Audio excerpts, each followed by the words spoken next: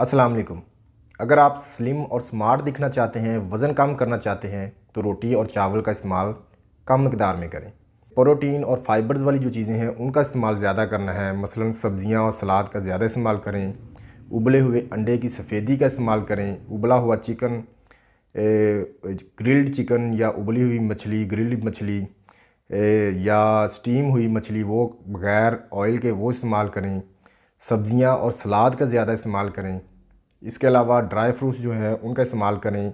एक मुट्ठी भर जो नट्स हैं, काजू, पिस्ता, बादाम, अखरोट, उनका इस्तेमाल कर सकते हैं। इसके अलावा फलों में आप आम और केला जो है वो ना खाएं, बाकी फल आप इत्तेदाल के साथ इस्तेमाल कर सकते हैं।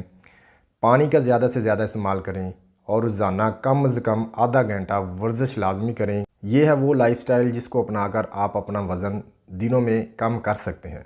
मज़ीद इस तरह की वीडियोज़ देखने के लिए मेरा यूट्यूब का चैनल विज़िट करें।